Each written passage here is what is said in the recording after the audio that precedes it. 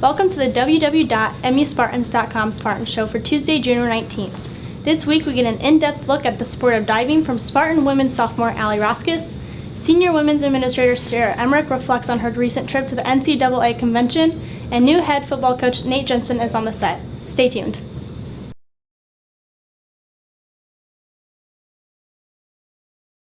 Coach Jensen, it's my pleasure to welcome you to your first Spartan Show here in Manchester. Can you tell us a little bit about your coaching background prior to coming to MU?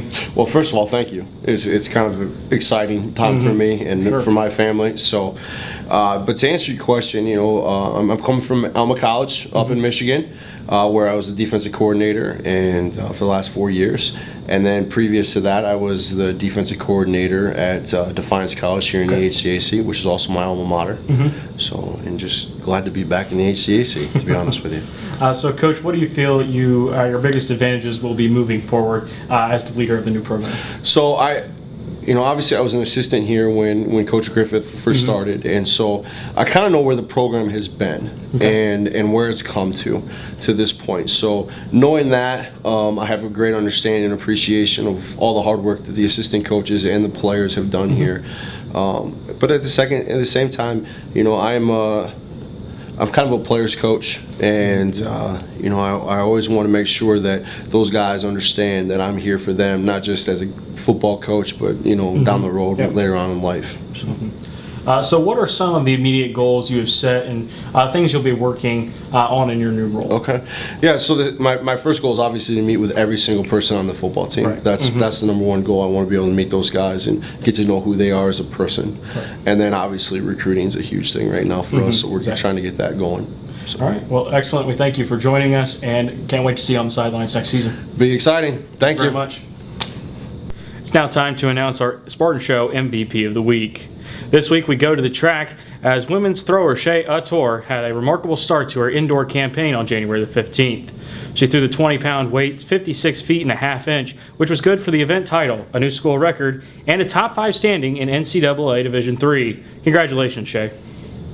Sarah, we appreciate you joining us today. Can you tell us what are some of the highlights of your recent trip to the NCAA conference? Yeah, probably one of the biggest highlights, at least for me, was going to the honors banquet.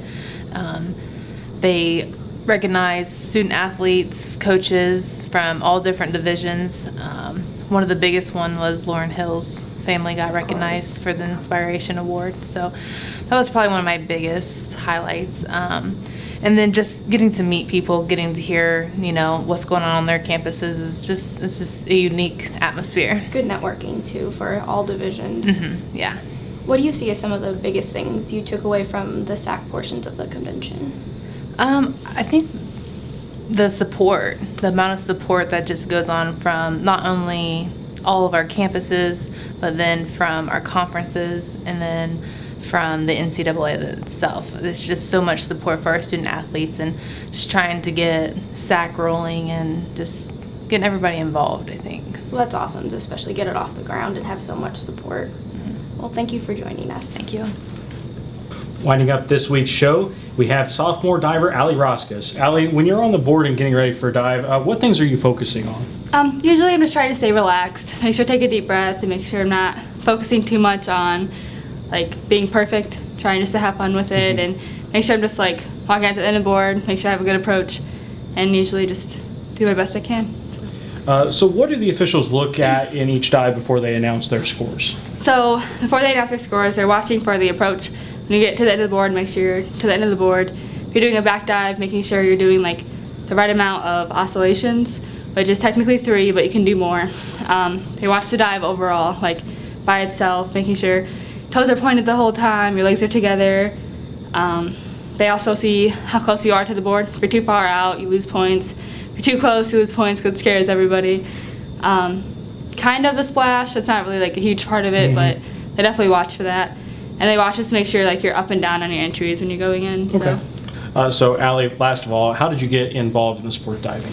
So I did competitive cheerleading for 10 years roughly. I started when I was 2 years old doing mommy, me classes, fun stuff. And then when I was in 7th grade, I quit for other sports I was involved in. And then with, I had a friend in high school, she was like, hey, I'm gonna do diving, so I figured I'd try it too. And it just turned out to be really fun, and like with my cheerleading background, I was able to like progress pretty fast, and it was just fun to do. Well, it's definitely paid off for you. Thanks for joining us, and best of luck on the rest of your season. Thank you. That's all we have for now. We thank you for joining us, and please visit www.muspartans.com for more Manchester University athletic news. Have a great week.